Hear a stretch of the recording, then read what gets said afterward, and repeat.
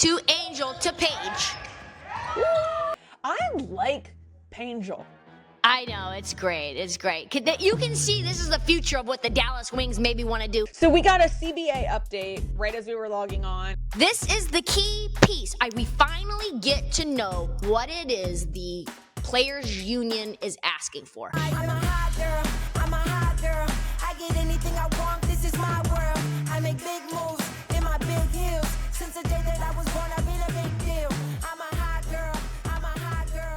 I get anything I want. Welcome to Let Her Shoot, the only podcast that covers women's sports the way that we want them covered.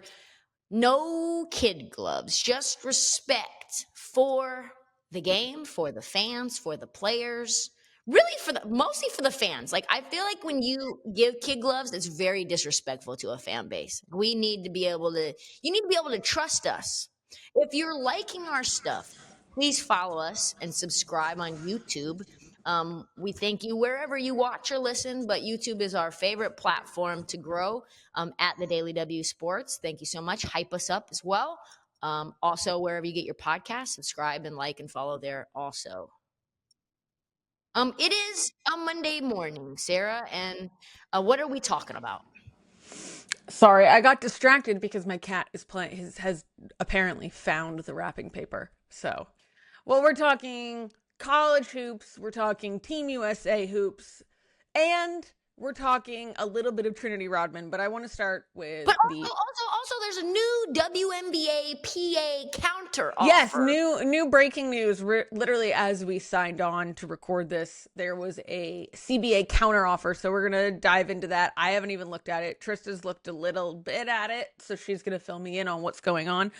But I want to start with real quick before we get into UConn basketball. Let's go.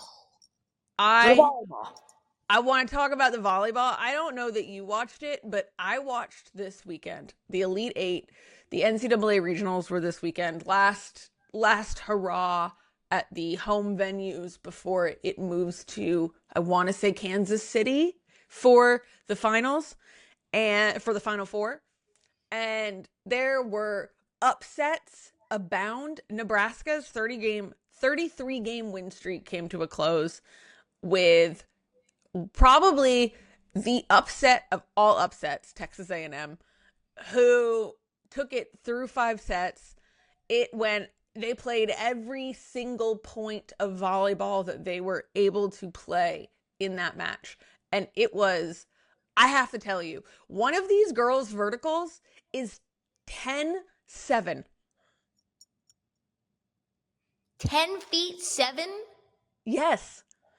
That cannot be right. Yes. That cannot be right. Yes. The highest verified vertical jump is 51 inches. I don't know what inches are. Well, what is that in feet? Let me see. That's not right. Highest 51 inches, that's less than 4 That's a feet. world record. That's a world record. Yes. That's what I'm trying to tell you.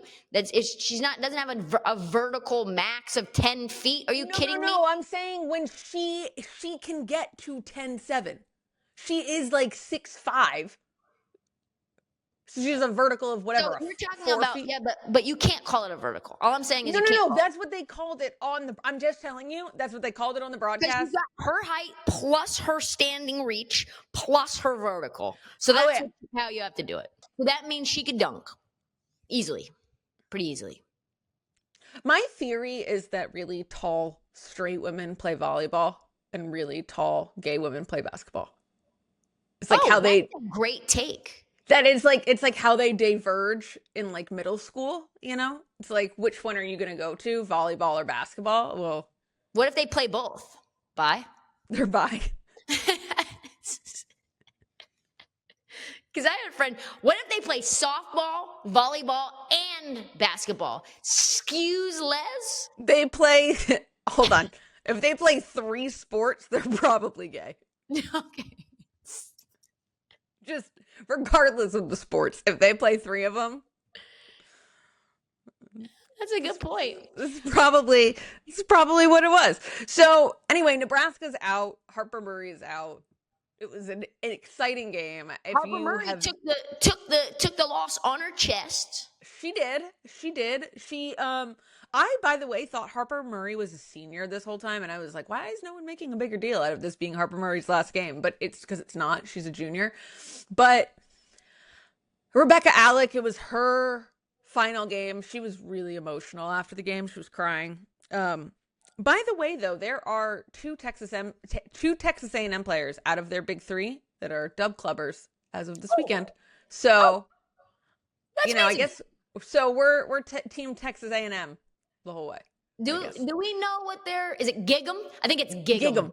Gig'em Aggies. That's what it is. Gig'em. I cannot take Texas A&M serious as a university in terms of like their sports because they just do ridiculously silly things.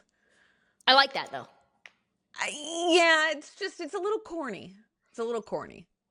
Listen, on their deathbed, no one's gonna say, "I wish I was less cringe." I will. Or I'm so glad I wasn't cringe. Like I could have been, you know what I mean? So anyway. Yeah. For volleyball though, this is where I lock in. Final Four is where I get into volleyball. Yeah, well now it's time for you to lock in because it's happening this week. Into weekend, it'll be a lot of fun. And there were some big, both Texas and Nebraska went down, which were like the top two teams. So it's kind of anyone's thing now. But let me tell you, you got to watch because they're crazy. Let's move into college basketball where you're a little more familiar. There were a couple big matchups this week, really two really big weekend matchups, and both ended in an absolute slaughterfest. So let's start with UConn versus USC. UConn just absolutely belt to ass from the moment this game started. Ended 79-51. Kaylee Heckle's return to USC. All the other notes we know. No Juju. What did you see? Or it was an Elite 8 matchup? Yeah, yes. Yeah, that's like a rematch from the Elite 8. Mm-hmm. With no Juju. Again, no Juju. I just want to say congratulations to UConn for being the 2026 national champs. I think we can kind of already say that they're going to win. If they lose a game this season, I think it will be a great shock. It would be a massive upset. The Michigan game will go down as their greatest test of the year. I think that says a lot about Michigan and Silas Swords and what they're able to do. I think we have to, after this USC game, reconsider where we put Michigan on the power rankings. Mm-hmm. I think at this point, it is really just UConn and Texas and then everybody else. And we'll talk about the Texas-Baylor game. But I think there's a massive gap between UConn and Texas. And between UConn and Texas, or between UConn, Texas, and the rest of basketball? Yes, UConn and Texas and everyone else, yes. But I think there's a massive gap between UConn and Texas. So you think it's UConn, gap, Texas, bigger gap. Yes. And then everyone else. I think it might even be UConn. The biggest gap, Texas gap. Yeah. What is it about this UConn team that has them that, because Texas looked really good. And we're going to get into Texas. I'll talk about the Baylor game, but I really thought, wow, Texas, you are sloppy. You are really sloppy. Yeah. We were watching the same game, but obviously I think we see different things because I'm not really, we have to get into that because that's a whole different argument. It is. But staying with UConn right now, they completely shut down Jazzy Davidson. I mean, she was 3 for 13. It was her lowest efficiency. She shot 23%. It was her lowest efficiency of the season. Number one freshman, arguably. I mean, I guess there's an argument between her and Aaliyah Chavez, but Jazzy Davidson, they completely shut her down. UConn's defense, I think, is what isn't getting talked about enough. This is the deepest team that UConn's had probably since 2002. That storied, iconic UConn team that went undefeated. with Diana Taurasi on it, and Ashley Battle on it, and a bunch of Hall of Famers on it. And so I think this team is maybe even deeper than that team.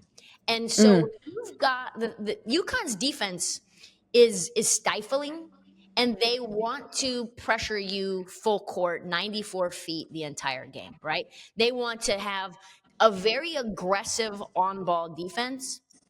And the only way, what are you looking at? I'm looking at their schedule. Oh, okay. Because it's very off-putting. Sorry, I'm looking at their schedule and their stats right now. Got it. Stay with me. Sorry. So stay with me, lock in here. So they want to be able to pressure the hell out of other teams as soon as they touch the ball on the other side of the court. And that 94 feet of on-ball pressure is only possible if you're super deep, because that shit is taxing. Picking somebody up full court, even if you turn them over right away and you're going back in and try to reset your offense, half-court offense, and say, we're not going to run, we're just going to slow it way down so that we can catch our breath. That's super physically exhausting. Not just for like one game, but over the course of these 40-plus games that they'll play. Right. So you need 10, 11 players that you can just substitute in like a like almost like a hockey rotation, right? Right. And that is what Gino has done. And that is what you've seen be kind of their secret sauce. And Blanca Quinones is the key to that on-ball pressure. She's become this defensive stopper that even like UConn says is like the golden child of the defense, right? They had 14 steals against USC. They had 7 blocks against USC, following 24 steals against DePaul. And I think the thing that's even more interesting is, yeah, they turn teams over, but they also make it impossible for you to get clean looks. And which is USC only had 4 threes the entire game. That's bonkers. This is a team that wants to shoot. Sarah Strong, we talk about how good she is as a rim protector. Right. She's averaging 3.5 steals a game. That's a lot. Sarah Strong, 3.5 steals. All 5 starters are averaging 1.5 steals or more per game. KK, yeah, AZ's at 2, KK's 2.5. Yep. And they're an awesome rebounding team despite the fact that they only, quote unquote, average 41.5. The reason they only get that many rebounds is because they don't have to rebound for themselves, because they're fucking wet from 3 and they're efficient. And so this team is just solid. And you see the Jazzy Davidson. This is like a prime example. Yes, AZ was putting the straps on Jazzy, but Lindsay Gottlieb had an awesome game plan. She was setting multiple screens, like triple screen to get Jazzy open when they had these sidelines out of bounds or under the basket out of bounds plays. And so AZ couldn't stay with her because there's literally multiple screens. And now KK Arnold's on her. KK Arnold's no fucking treat. I don't want KK Arnold up in my gym shorts. Are you kidding me? She's also really tough. All of them are tough. And so even if you get AZ off you, there's more and more and more guards. They just KK, all of them. It's just ugh. UConn is like when I'm playing Call of Duty. Okay, this is gonna be good. And I'm like in the middle of it, right? And I'm like, oh, okay, there's one guy. It's me and this one guy left, and we're down to it, and I can take him, and I'm good. And then all of a sudden I turn around and there's like 50 more, right? That's UConn. Yes, it is. You're just like, fuck. I can't get away from them. They're always here. They're always on top of me. UConn makes teams look silly. Like they don't like middle schoolers playing Call of Duty for the first time. Like they just have this uncanny ability to be everywhere, and yet there's so, like you said, there's so many of them that are capable of being that person that's stepping up, that they can just rotate them in and out, that they never look weak at any time on the court. This is going to go down, in my opinion, as one of the best college basketball teams of all time. That is where it's December 15th, and that's the kind of conversation that we're having, where it's no longer can UConn repeat, which I think was a question mark after Paige left for the WNBA. Right. And now it's not just UConn should repeat, that they're better than everyone else, that they're going to go down as maybe the nicer, more polite version of the 2002 UConn team. They're going to go down as a team with multiple Hall of Famers on it. Paige will make it to the Hall of Fame if she stays healthy. Sarah Strong will make it to the Hall of Fame if she stays healthy. And probably one more player. I mean, there's so many good, like, you just look at this Shade roster. is really good. Like, yeah. This team is, it's gonna, K9. It's Ice Brady. Ice Brady. Do.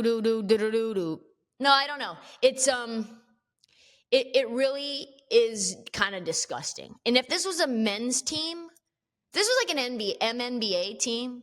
Shout out to the guy who said that this is an offensive rhetoric for calling it the MNBA. Shout out to them. Who said that? Somebody in our YouTube comments. I do not appreciate it. Is offensive. You guys call it the MNBA. That sounds like a slur. And it's like, well, I mean, maybe we think the WNBA is a slur.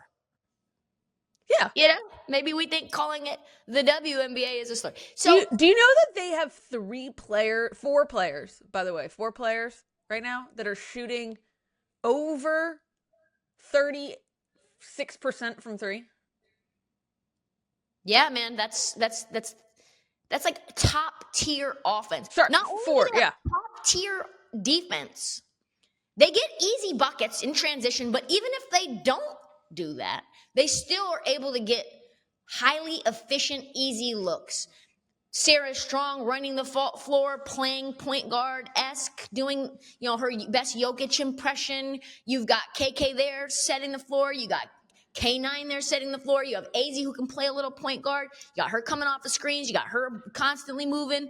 Like, it's a well-oiled machine, and it's December 15th. Gino has got to be so happy with how disciplined this team is. Think about this. Me and you went and saw this UConn team play 12 months ago. Not the same team, but UConn played 12 months ago. And they looked sloppy. They lost multiple games in the early part of the season where we said, ruh-roh, UConn's in trouble. And even Gino was saying, I don't like the way that this team looks right now. I don't like the lack of discipline. I don't like the lack of focus. And now everything that Gino says after the game is like how incredibly disciplined this team is, how incredibly disciplined the coaching staff has been. They just have it figured out. Yeah.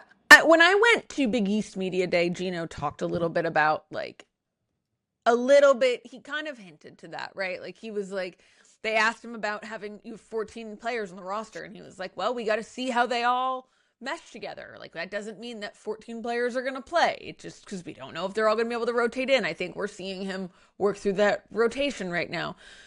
He also talked about, keeping them on task to be as good as they are each game of the season, that there's not these little drop-offs. And so it was almost as if those 2 things that you're talking about last year we didn't really have, that we're seeing the difference of this year. Those are things that he pointed out before the season even started about, these are 2 things that I see that I don't want to see this year, which I thought was really interesting, that it's almost as if he groomed the team for being prepared for those 2 exact scenarios. Don't let yourself get into that lull that, well, we're winning everything by 20-point lull, and all of a sudden you're scrapping by. How does he have this team prepared for this season? I just think, like, it's what's so impressive is mostly when a team comes out after winning a title, there's just a natural exhale. There's a natural, and it was breaking a drought. And so you can kind of let your guard down a little bit. Right. And this team is hungrier than they were 12 months ago. This team, I think, saw the mistakes that caused a lot of the early season hiccups last year. And I mean, they didn't have really many. They just didn't look crisp, basically. Sure. AZ's coming off of a full year of being healthy. And I think that helps a lot too. Because last year we were like, what is AZ going to look like? They kind of maybe have to manage her minutes. Like we have to kind of see how she looks. Her and Paige need to like remesh because they haven't really played a significant amount of games together in a long time. They just haven't really gotten going in that way. And now it's AZ and Sarah's team, and they've got a bunch of monsters all over the lineup. They have something to prove. I think Haley Heckel has something to prove. Things didn't work out great for her at USC. I think Quinones has something to prove as a freshman. Like playing in Gino's system as a freshman and being the key defensive stopper. Do you understand? Like watching that Diana Taurasi documentary, Diana Taurasi is going to go down as probably one of the best players, if not the best guard of all time. Mm-hmm. Could not get run in Gino's system as a freshman, right? And so Quinones now is just like, oh no, she's just key piece of what we're doing. I don't know, man. It feels like Gino's having a bit of a coaching renaissance. He seems like he's having more fun. He seems like he loves AZ in like this very playful, fun way. He's the up grandpa now. You know what it's giving? It's giving Nick Saban when he got Bryce. Yes. Like, oh, this is a shiny new little fun toy that does different things that I can do different things with, and let me just try it out. It's like, that's what it's kind of giving, like, old man reinvents himself. Like, breaking. Old man reinvents himself, Yeah, I mean, as a personality, for sure. I think Gino has never been a likable figure in his entire career. He has the see-through cool glasses now. He's the cool guy. He has the cool guy glasses. He's like smiling all the time now. He wears chakra beads.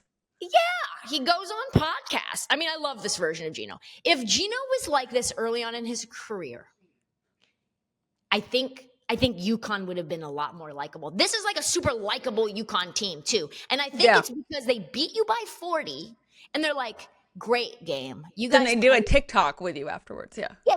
Like jersey swap. Like you played so amazing. I'll see you in the Team USA under 20. Like wouldn't want to play you guys again tomorrow. And it's like, you would want to play them tomorrow because you're so much better. It's a joy. It was a joy to be beat by you today. Like, can you imagine Diana Taurasi? I would never thank Diana Taurasi for beating me. No. Retirement should not be overcomplicated. You should feel like the advice that you're getting fits your life, not someone else's agenda. That is straight talk and a solid strategy, and that's what you get from Fuchs Financial, our guy. Watch Ben's show, How to Retire, on his YouTube page, which we link in the show notes. Thank you to Ben. Seriously, thank you to Ben for believing in what we're doing over here. Our first sponsor, our most important sponsor to date, and we're always going to keep it solid. So go over there and check Ben out. UConn seems to be on a bulldoze path. And so does, like you said, it was UConn, and then number 2 clear is Texas. Now, we had different takeaways from this Texas-Baylor game. I'm sure yours is more correct than mine is. But what we do know is that Texas really walloped Baylor in a game that I thought if there was one upset brewing this weekend, that it could possibly be Baylor over Texas. That was pretty much shut off in the first 3 minutes of the game. Yeah, I thought that Baylor, once Talia Scott got injured, had no shot. But there was a 16-0 run by Texas, and I think that was a key piece of what sort of set the tone in the Sprouts Farmers Market. Sprouts. Yes. No. Oh, ESPNW. Correct. Yep. Sprouts Farmers Market. Sprouts Farmers Market in ESPNW Invitational. Yep. Great. Love it. Great. Yeah, I thought that was like what set the tone. And Baylor had a really hard time figuring things out. And Texas defensively is really good. But offensively, I just don't believe in them. I really don't. There were many possessions in a row where Texas is throwing the ball out of bounds. They're turning the ball over. It doesn't look crisp. I'm thinking, and like Baylor just couldn't capitalize. They couldn't get no. going. There were, I think, like around 10 possessions in a row that looked horrible for Texas. And I thought to myself, the thing that I thought immediately, like, I mean, UConn would blow both of these teams out. The way Texas looks right now, if you have 10 possessions, 5 possessions against UConn like this, UConn capitalizes every single time. Yeah, I mean, you can't be willy-nilly with the ball on offense when you're staring down Sarah Strong and her gajillion steals per game. Yeah, and it's just like Madison Booker is kind of the main engine, and she's been great. She's averaging what? Yeah, she had 27, 8, and 5 against Baylor, averaging right around 18 points per game. But I think she's so underrated, by the way. I think, though, she can be stopped based on her shot diet. So I think when you look at how she wants to get where she wants to shoot from and how she wants to get there, I think that's how would I put this? I think that's for a team like UConn, a very easily defendable type of player. I want to see them go against one another. And I want to see we might. Yeah. And I want to see Madison Booker try to figure out this UConn defense. But so to me, the game really felt like it ended as soon as Talia Scott rolled her ankle. And when you have no offensive player that can get their own shot, and you've got a team like Texas pressing on the perimeter, trapping, making it difficult for you to get into any sort of rhythm, here we go again. I feel like we need to address to our people why you've changed backgrounds all of a sudden in the middle of our podcast. My light, there's no where I'm staying, there's no plugs anywhere. And so my ring light went out and I had to go, and now I'm sitting crisscross applesauce on a floor next to a plug so I can charge my ring light and keep it on during this whole time to provide everyone with the best viewing experience on YouTube. Okay. Because I feel like it would be very confusing for anyone to just in a different just your background is just different. You're just in a different place. Tristan goes and finds another place to sit down. Anyway, so let's get back to Texas. Can I tell you real quick, Rory Harmon and her girlfriend, Shaylee Gonzalez, is that her name? I don't traffic in the tea of dating in college. Hold on. I'm way too highbrow to care about players' personal lives because it's weird. Because it's weird. People anyway, you guys are so weird. By the way, can I tell you? The comment that we kept getting was like, it's so weird that you guys would call them Pageal, like they're a couple. And I'm like, they called themselves that. Like, anyway, so Shaylee Gonzalez, Rory Harmon's girlfriend, I've decided that they are kind of like my new favorite adorable couple. They're so cute. Shaylee Gonzalez played at Texas last year. They remind me, they're like, you know how people call Gabby and Marina like the evil Paige and Azzy? Yes. Okay. Yes. No, actually, hold on. Actually, no. No, I've never heard that because that's just so weird. That's so weird. I've never heard Gabby and Marine called evil Paige and Azzy because that would be weird. But if people do call them that. So anyway, I've decided that Rory and Shaylee are like the opposite of evil. They're like the cuddly Tasha and Izzy. Oh, okay. And they're like, they kind of remind me of Tasha and Izzy. And so... Does Shaylee give straight like Izzy does? Oh, yeah. But hold on. Let me show you a cute little TikTok of them real quick. And then I want to hear you tell me about Rory Harmon because I really like Rory Harmon. They're so cute.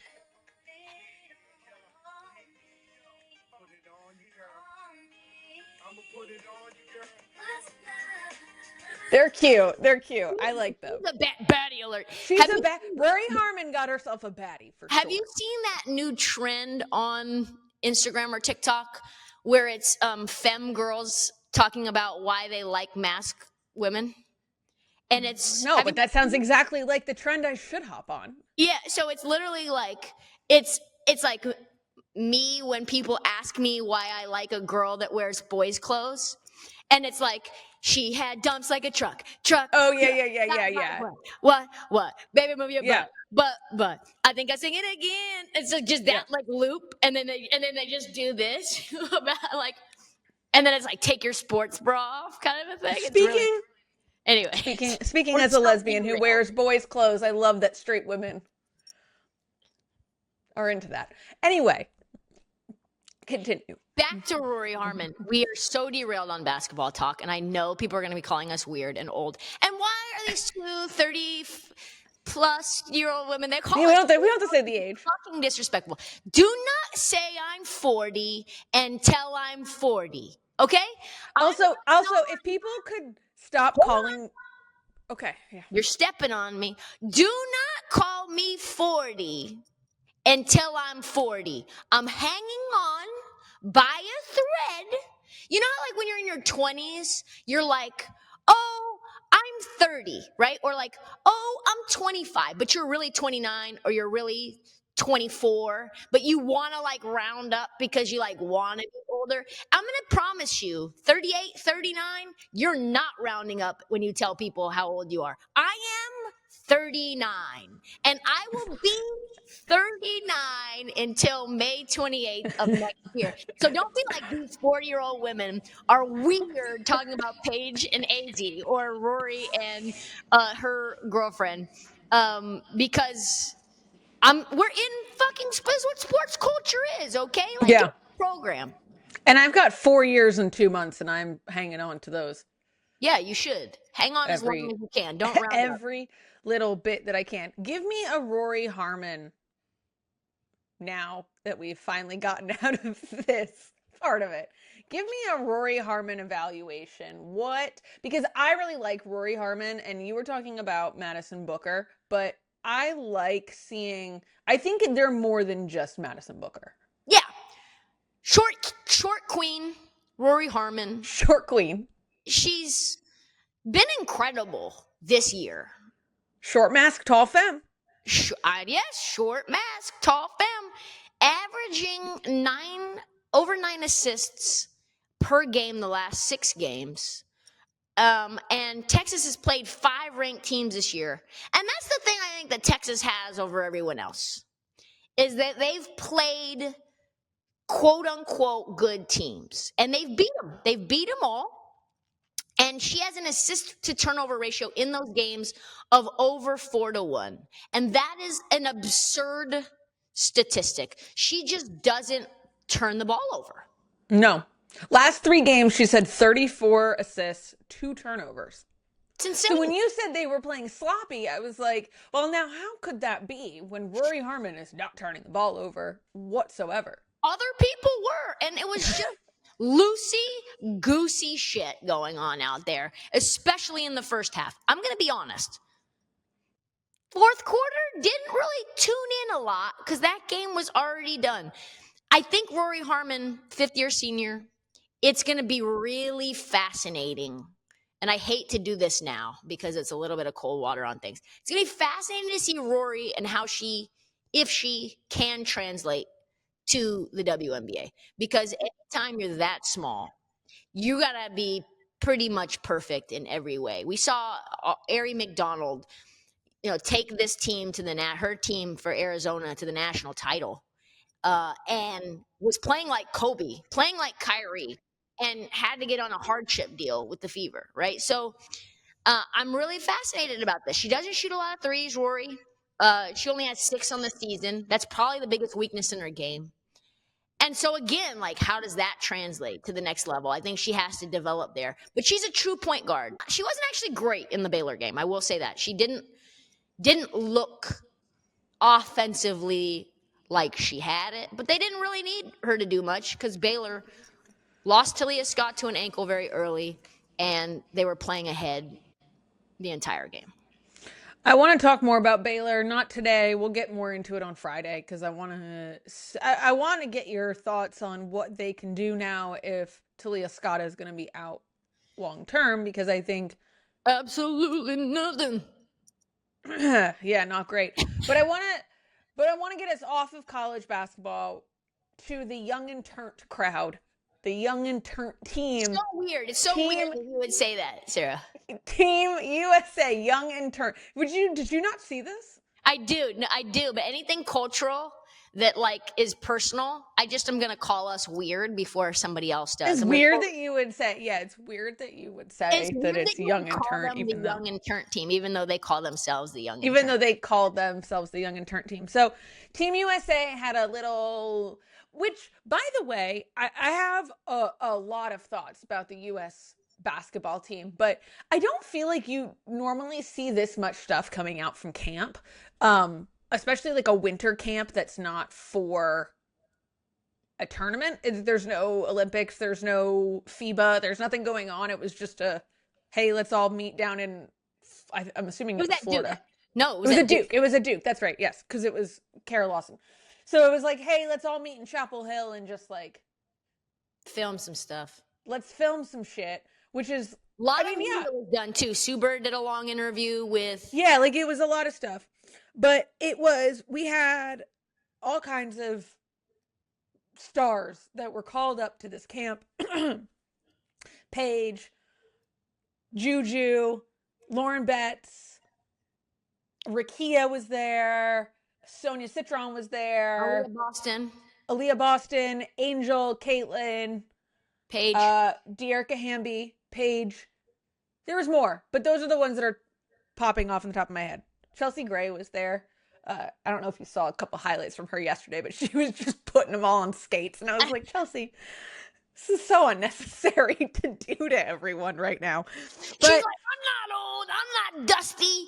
I can still give these girls buckets. But we're not here to talk about Chelsea Gray. We know she can get buckets. What we saw really kind of for the first time since we've seen them all go pro, we saw Caitlin, Angel, and Paige playing together. And it got the internet pretty excited for what? They scrimmaged against one another, Paige and Caitlin. And I thought to myself, they would do that. You know what I mean? They would do that. Did you see the one Paige fake out of Caitlin? And yes. Caitlin went flying.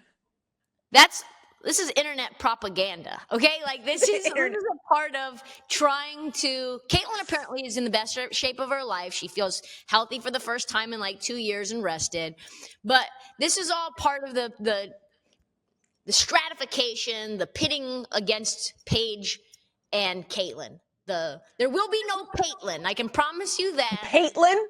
There will be no cage... The cage match. Yeah, I thought that was part of like vicious internet bullying, really. Yeah, and did you see that not only did they post it from one angle, but they posted it from one angle and it went viral. And then like an hour later, they posted another clip to make it look like, oh, this is different highlights. It was the exact same moment, but just from a different angle. This is what I'm talking about.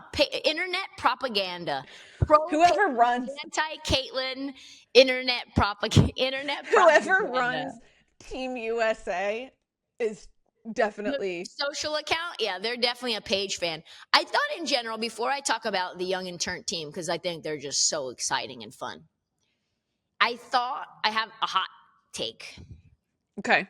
Number one, I thought that the reason that they did all this media was because they were announcing is like Sue Bird's first camp as taking over running Team USA, and it's Kara Lawson's first as being the coach for Team USA. Makes sense. And Stephanie White was an assistant coach. Yes. There was another one there too. But what I'll say is this. I hate doing this. I really do. Or get ready. Is Kara Lawson locked in to coaching Duke basketball? that she's out there doing this in the middle of the season when their team is on a 9-game skid. This team stinks. They don't look prepared. They're bad. Duke has 3 wins. I think it's more now. But zero quality wins. No, they don't have more wins. I'm looking right now because I don't think if it is, it's barely. Alcorn State type wins. And I'm wondering, as Duke looks the worst that they've ever looked, how much of that is correlated with her taking over Team USA responsibilities and the weight of gold medals for 4 wins. It's tough. It's really tough. She's thankfully got to do this camp at Duke and didn't have to travel, because I would have ripped her to shreds if this thing was in LA and she's supposedly game planning for the next opponent. So I kind of am like, what the fuck, dude? It was a weird time for a camp, I will say. We're a week away from Christmas, and there's, like I said, there's no games. Plus, they didn't call in any of the veterans. So there's no Stewie, no Asia, no Fee, anyone that you would expect to see when this team plays a meaningful game, the next time this team plays a meaningful game. What is the purpose of this camp? So it was really just to bring in the young and turnt, it kind of felt like. Because, remember, they also brought in Juju and Lauren Betts, which, by the way, feels like a total snub on AZ. Yeah. I know that timing-wise, they played USC, and so, theoretically... They couldn't have done it. They probably would have brought her in. I've got a conspiracy theory. I think, because we're going to talk about the CBA update after this, I think this is a direct PR move to show the WNBA. Look how great this is. Look how these stars all together are the Avengers. They are. Yes, look at Paige. Look at Sonia Citron. Look at Angel. Look at Caitlin. Caitlin's fully healthy. Look at Caitlin versus Paige. This is what you're going to miss out on if you fuck around and find out. I will say, hold on. I want to get into my theories about the team as a whole in a second. But before we get there, I want to break down the actual basketball of this. We have a couple highlights. They put out a couple little moments that we can watch. Let's have Stacy bring those up. Stacy, one of them is really long. We don't have to watch the whole thing. It's 2 minutes long. But we can if we want to, actually. Yeah, we can just chop it down. Yeah. So let's watch it. Yeah, let's go ahead and pull it up. Yeah, go ahead and pull up the long one, because that's all of the highlights. He's a good boy. He's a good boy.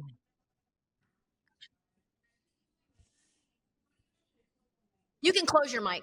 You can close it.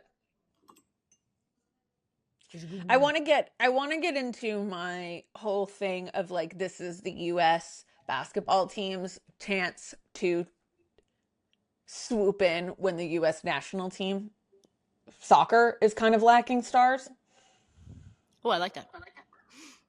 Okay. Play. Oh, can we mute it, Stacy? Oh, turn it off. You can start it. Yeah, there we go. Yeah. Okay, let's go backwards. Yeah. Sonia's so nasty. Sonia Citron is so nasty. Nice steal. Who was that? Nice pass. Oh, nice pass. Nice dime. Ooh, Brianna. I need to look at this closer. I need to get me closer to this. AB. Ooh. Oh. That's nasty. That was nasty. More skilled. Oh, KP. Kelsey Plum in the building. De'Erica. Oh, Brianna. I think that's Brianna. Maybe that's De'Erica. No, that's De'Erica. That's De'Erica. Your eyes are not good. Oh, Sonia Citron. Got her cookies. Dunk. No, not a dunk. Just a layup. I love Sonia Citron. Oh, Caitlin looks annoyed. Get off me, son. Get off me. Was that KP all in her shorts? It was. Yes, Caitlin was throwing elbows. I love it. There's Chelsea Gray. Chelsea Gray, and one. This is fun. I know this is just propaganda to make Caitlin Clark look bad and to put pressure on the CBA or to put pressure on the WNBA, but this is fun. I wish I was at this. Go ahead, Paige. Oh. Yeah, no, this is great. I love seeing Paige work with anyone. Is that Angel? Pure. No, I that think wasn't Angel. Where is Angel? Oh, there's Angel right That is there. Angel. There she Yeah. is there she is right there. 35, yeah. 35, yeah. That's great. There she is. What a dime. Nice. Angel's such an underrated passer. Oh, look at her. Okay, Angel. Yeah, there's KP. What is KP even doing here? Oh, that's Veronica Burton. Okay, I just realized who that You know was. what this was also? This was also LA Sparks propaganda. I think there were like 5 Sparks players in the building. Rakia, Kelsey Plum, De'Erica. Clearly the Sparks are trying to get their brand value up. Yeah, good stuff. I sent you a picture where I was like, oh yeah, this goes hard. This picture goes hard. It's like a photo of Paige, Caitlin, Angel, Rakia, Sonia, and AB all just like walking towards the camera. And you're like, well, this is the future. This is the future. Paige to Angel to Paige. I like Pangel. I know, it's great. It's great. You can see this is the future of what the Dallas Wings maybe want to do. And I think there maybe is a possibility that they don't even need to trade the number 1 overall pick. Oh, really quick side road. Did you see Kurt Miller, the Dallas Wings GM? There's a little internet scuttlebutt about what Kurt Miller said about why he traded all the players that he did at the deadline, trading Dejanay, trading Nalissa. What did he say? He said, we didn't think we could keep them, and we got a first round pick for Nalissa, and that ended up they were not, they weren't even a good team. The Aces weren't, so we thought that at that time, and we thought that the pick would be very fortuitous. They weren't that good. Okay, Kurt. No, they weren't at the time. They were like, no, I know. Right? So you're thinking, maybe we're going to get a good first round pick. And all that made sense, except for that he said the part I think he probably shouldn't have, which is that he consulted with Paige on every single trade and that she signed off on. It was not just that she signed off on the players that got traded, which kind of adds like a little spiciness to her relationship with Nalissa and Dejanay. And Nalissa, who are like her parents, essentially. And that she can separate her personal relationships from business relationships on the court and how important that is for a star player. But also, he said, it's more about the trades we didn't make. And there were players that we thought about trading for that Paige had played with before. In Aaliyah Edwards. Did he name names? Well, who else would it have been? Because she was on the trade block. And Paige said, no, we are absolutely not giving up first round picks for any of these players. We need to keep our first round picks. And the internet, I don't have an opinion on it. I thought this is exactly what I want from a GM as a commenter. I want them to tell me everything all the time. Yeah, for sure. It makes them and everybody look bad. I just need to know what the truth is. But the internet's very mad at that Kurt kind of like threw Paige under the bus a little bit. And I don't know what the truth is in terms of how involved she was. But for him to say, and we leaned on Paige, was a little fucking wild. Well, and I don't know if you saw, but Angel during Team USA camp made a comment where she said, I am returning to Chicago. I'm under contract. I will continue to work on my relationship with Jeff and Tyler. Basically, the WNBA equivalent of I'm just here so I don't get fined. 100%. She said, do you see my hands? They're tied. Okay, can't do anything about it. I got to go back to Chicago. I don't want to. She didn't say I don't want to, but it was kind of the underlying current. So back really quick before we move off of it. This USA team, I think, has a lot of potential to be...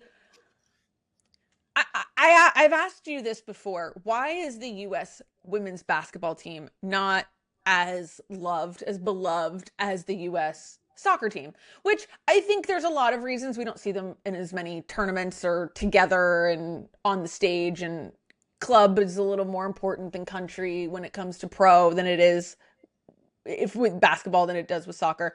But we are seeing such a up and down right now of the women's national team and like stars and having American players leave the country, and are they going to be in the US? Are they not going to be in the US? Are they going to be in Europe? Are they going to be American stars anymore?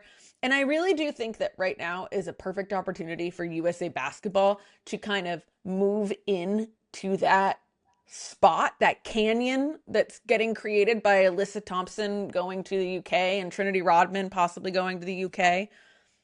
Get people wrapped around Team USA basketball. Yeah, you know what it is I think NBC does not promote women's basketball to the same degree that they promote women's track, women's swimming. Yeah, 100%. Yeah. Women's soccer. Olympic sports. They like Olympic sports. When it comes to playing the Olympics, they care about those big four sports. Gymnastics, swimming, and basketball, obviously summer sport. So it's different in terms of like who they're promoting and who they're not. But you saw it. You've seen it every summer in terms of when women's basketball gets played and on what channel it gets played. It's not promoted. They expect the women's team to shred through everybody else. There's like a lack of parity to a degree outside of maybe Team France. And I think maybe Sue Bird, as much as I'm saying, oh, this is all propaganda for the WNBA to see what they're missing out on, it actually helps in terms of putting Team USA in the American consciousness as early and often as you can, because NBC's not going to do it. Well, no, because first of all, which is weird, because I mean, NBC's, yes, they focus on Olympic sports because that's where the majority of their money lies. So they're going to focus on Olympics. But basketball is in the Olympics. And I know that, like, yes, it's predictable that Team USA is going to win, like you said. So there's no like, real competition. Like, what are we really promoting? But when Team USA basketball is the only chance that you're going to have all year to watch Angel, Caitlin, Paige play together. And in a couple months, throw AZ in there, throw Juju in there, and throw Lauren Betts in there. And then all of a sudden you have this super team of young rookie stars. Why would you not promote the shit out of that anytime you can? Views are views. Who cares if the game means anything? Yeah, they don't think probably there's going to be as many views as there are for gymnastics because the person in Waukene, Kansas cares about Matt. That's a miss. That is a total miss, because these athletes are stars. They are. And people and they're only care about that. All the time they're stars. That's what I mean. People do not care what game it is. I'm sorry, Simone Biles. No shade. We love Simone Biles. No. But you're a star when you're competing every 4 years. And then for the rest of the time, no one's really checking for Simone Biles. I'm sorry, Lindsey Vonn. But like nobody's really checking for Lindsey Vonn outside of maybe Worlds and maybe the Olympics. But like we're always checking for Paige. We're always checking for Angel. Or Caitlin. So I think it's just a matter of like, how do you put them on Peacock front and center, and on a streaming service? You can put a bunch of things at the top. Team USA needs a deal with somebody, like a carve out. They need almost like a carve out. Yeah, they do. You can get well, like how Fox has the national team. Yeah, you know, like do the same thing for basketball. Get them on TNT at 9 a.m. Who cares? People will watch it. Yeah, and you can make more money doing that. It's a miss. You're right. It's a miss. And I think this is the opportunity for the Team USA stars, the young N Turnt crew, to start selling T-shirts. Yeah. I think Sue Bird's going to do a phenomenal job. Couldn't have asked for a better steward. Yeah. Oh, yeah. Especially considering that Together has done a phenomenal job at marketing, content, becoming a machine, becoming a branding machine. She is a branding genius, and I think that's going to be super imperative for Team USA. And as much as we shit talk them putting out a December camp that went viral on social media. I think that's actually a good thing in terms of like building the brand value. People are talking about Team USA 10 days before Christmas. Yep. So who the fuck cares why they were together? Yep. It was. But you know what? I'll tell you this before we move on. Sue Bird, married to one of the greatest Team USA players of all time, in Megan Rapinoe. So maybe she can give her some tips on how to do this. So we got a CBA update right as we were logging on. We have not had a chance to review or look at this yet, but let's just go through some of these little bullet points. We don't have to tell on ourselves. We reviewed this very thoroughly. Well, no, I mean, I just want people to know that it literally came out as we were recording.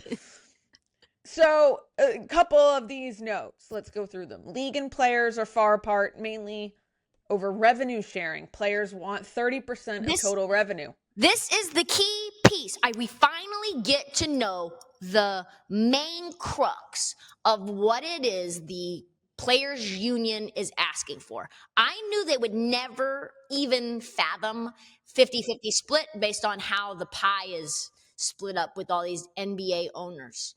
I was out with the NBA for the MNBA Cup this weekend in Vegas, and time after time after time, people affiliated with basketball have said to me, you know how the WNBA gets out of this? They figure out a way to divest or get to separate themselves from the NBA and say, you are either in or out. If you own a piece of the WNBA and you also own an NBA team, that's great. But not everybody that owns an NBA team is going to get a piece of the WNBA. And we're not going to give you 40% of our revenue or 40% of our profits. You're not going to just be able to stash your losses in the WNBA bucket to make it look like this is not making any money. So I think seeing that the players want 30% of total revenue, where the league is wanting to give them like 15.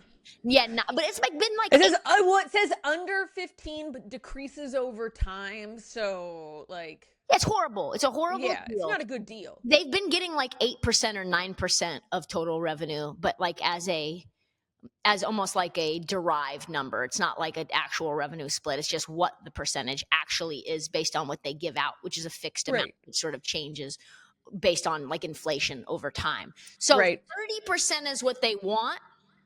I don't think they're going to get 30. I would love to see them get 30, but I think 25 is where they settle. So we have until January 9th to figure this out. So we're gonna, I mean, Kelsey Plum and Caitlin Clark are out there talking, and I think that's huge. And they are very frustrated. And I think the thing that's on top of that really interesting that I saw before we logged on is not just the revenue split, but the union wants 2 developmental spots, which I think is, they don't have a G League or a developmental league, which I think at some point they need to have. But having 2 developmental spots not only allows flexibility in terms of injuries, instead of having to pick up people on these 10-day deals. Yep. But also to actually draft in a way where you say, I'm not worried about this player having to contribute right away and having to cut her if she doesn't. And so that's really huge for the future of the league. They also want salary cap exceptions, kind of like what we're going to be talking about with the NWSL in the next segment, and shorter rookie deals. I think it's a very smart counter from the players union. Yeah. And we've seen the increase of stalkers for these women and these stars. Angel had a stalker, Paige had a stalker, Caitlin had a stalker. It's really bad. And the union is asking for more security staff and mental health reimbursement for these players who are now like bigger stars than they've ever been, with people being weird on the internet. And it's not just the big ones getting stalkers. It's like, there was a video of Kelsey Plum getting to her hotel, and there was a guy waiting outside for her with like things to sign, and she was like, dude, this is weird. And then she got trolled on the internet by men saying that she's not very polite and should have just smiled and signed the guy's thing. And it's like, why did he know where she was staying? Did anyone think about that? Like, Yeah, that's weird. it's fucking weird. Protect these girls. They Also, don't speaking deserve to be stalked. Speaking of protection, the league is only offering 1 week of parental leave right now, and the union is asking for 4 weeks. Yeah, and that has to do with both, like, if you have the baby and if your partner has the baby. Yep. As well. Because I think they're trying to get it where maternity leave is not just for birth-giving parent. Is that correct? Yeah, that's correct. Yeah. So It's I guess we'll really see where this fascinating. goes. I guess we'll see where this goes. I mean, again, there's only these changes, like, pretty much it seems like every day. There's updates that we don't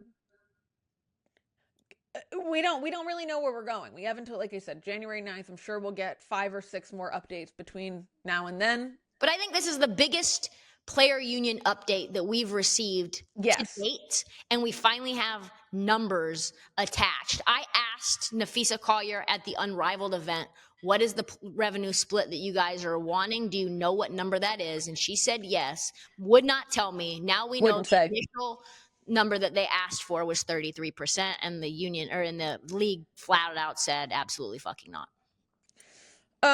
Let's go real quick before we wrap up here to another PA league debate. The fight over Trinity Rodman staying in Washington has in the NWSL soccer. Soccer Trinity segment. Rodman. Trinity Rodman. Quick soccer segment. So we've seen this go back and forth. You know, Michelle Kang, owner of Washington Spirit, offered $4 million 4-year deal, to which the league said, nope, this goes against our rules. We cannot accept it. Because it's backloaded, where she essentially gets the majority of her contract in the final 2 years, which would make it very difficult to field a 26-team roster. Right. And the salary cap is $3.5 million a year. So right now that would require them to pay $1 million out of a $3.5 million a year salary cap, which leaves them with $2.5 million a year to field the rest of the team. So the PA filed a grievance against the league, saying that this infringed upon Trinity's.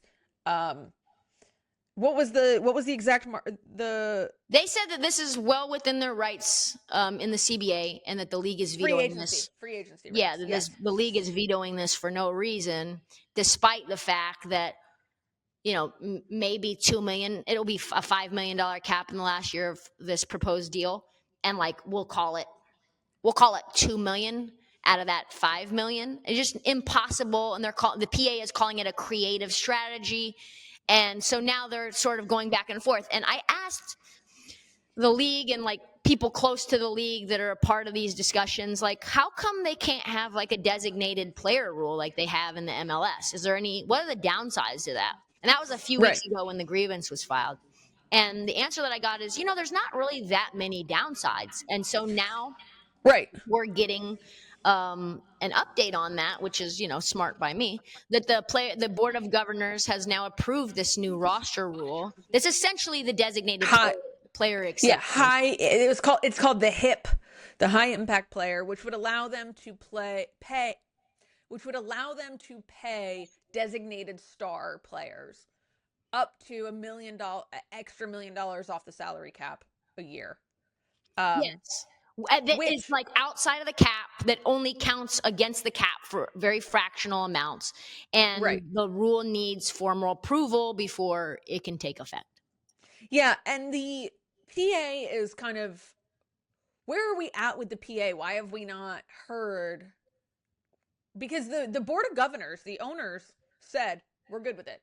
Hey, we all agree. Let's let Michelle Kang pay Trinity Rodman the $1 million per year, $1 million a year. We don't care. Keep her in the league. We're good with it. But the PA has to still say, hey, we're good with it too. And the PA has not. It's weird. I don't know if it's a formality or they haven't gotten around to it or what the voting process looks like, or I have no idea. And it doesn't sound like anybody else does because there hasn't been any reporting on it.